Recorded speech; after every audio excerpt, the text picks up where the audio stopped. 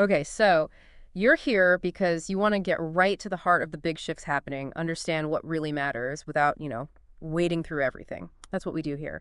And today, well, we're tackling something huge, artificial intelligence, the rise of AI, and what kind of legacy it might actually leave for us, for humanity. Exactly. And our main guide for this is an article by Marynês Pereira, IAEO Legado para a Humanidade. That's AI and the Legacy for Humanity. She's a neurobusiness specialist, loads of experience, over 40 years in behavior, emotional intelligence consulting. Right, so a really interesting perspective. And we should definitely credit her work up front and at the end because it's the backbone of our deep dive today. Absolutely. Our mission here really is to cut through some of the noise, maybe clarify some fears, look at the transformative side of AI, but also stress why hanging on to our knowledge is so vital now. And Pereira really jumps right in, doesn't she? Her central point is pretty clear. Yeah. AI is a tool, a really powerful one. Yeah, not automatically a threat. It's about us, how we decide to use it. That's what shapes the outcome. Precisely. So let's talk about that potential she sees. Where is this transformation actually happening? Well, she points to quite a few areas already being, shaken up. Education, for one. Personalized learning paths, that sort of thing. Exactly. And health, obviously. Think about diagnostics. AI helping read scans, potentially catching things earlier, more accurately. Right. Huge potential there. Yes. And in science, too, climate modeling, processing just massive amounts of data way faster than we could before. And even art, which is maybe less expected for some people, but AI expanding what artists can even do, new tools, new kinds of creativity. Yeah, it's popping up everywhere. These examples really drive home her argument, don't they? It's not the tech itself. It's the application. That's where the responsibility lies. Okay, but let's face it, there are fears. Big ones. Oh, definitely. Pereira acknowledges that straight up. The common anxieties, Yeah. jobs disappearing, machines getting out of control. The whole dystopian future scenario we see in movies. Right. And she suggests a lot of this comes from, well, maybe misunderstanding what AI really is or could be. So how does she suggest we reframe it? Collaboration, that's the key word. Seeing AI not as a replacement, but as a partner, something that can augment what we do. Augment, enhance. Help us reach our potential, essentially, not take over. Exactly. It's about technology helping us achieve things we couldn't do alone. That's the optimistic view, anyway. Okay, that feels more constructive, like AI as a super capable assistant rather than a rival. But Pereira also makes it clear this collaborative future doesn't just happen, right? We have a role to play, a big one. A crucial one. She really stresses that human experience, our knowledge, our expertise, is not becoming obsolete. It's actually essential for developing AI well. So it's not about replacing human smarts, but building on them. Precisely. Enhancing them. Professionals can use these tools to get better at what they do, find new solutions, innovate. It's about lifting us up, not pushing us out.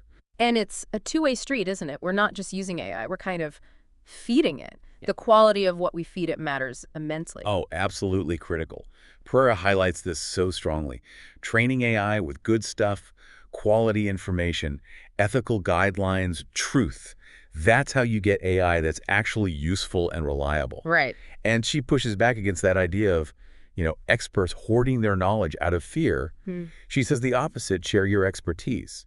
That's what makes AI smarter, wiser. That makes sense. Garbage in, garbage out, as they say. Exactly. Which brings us to the flip side, the danger of feeding it bad information.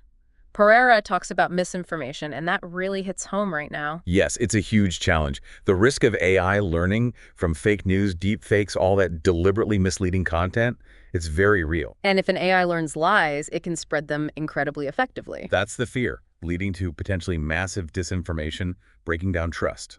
It's a serious risk. So what's the count? Well, Pereira emphasizes needing ways to spot and fight this fake stuff. And, critically, educating people.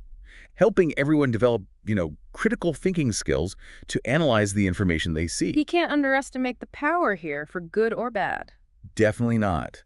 We have to be aware of the potential downsides, the destructive capabilities, if it's misused or fed the wrong things. This ties into another really powerful point Pereira makes about preserving knowledge. She uses history to make her case. Yeah, the historical parallels are quite striking. She talks about times we lost huge amounts of knowledge. Think the flood myth, the Library of Alexandria burning down, libraries lost in wars. And connects those losses to actual setbacks for society, stagnation, even going backwards. Right. She mentions civilizations like the Egyptians or the Mayans. We lost so much of their knowledge. Right. When that foundation crumbles, progress slows right down.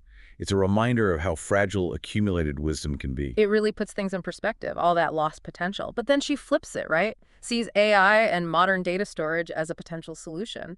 Exactly. This is where the optimism comes back in. With digital storage, with AI that can index and organize vast amounts of information, we have a chance to make our collective knowledge much more resilient. Less likely to be lost to fire or flood or just neglect.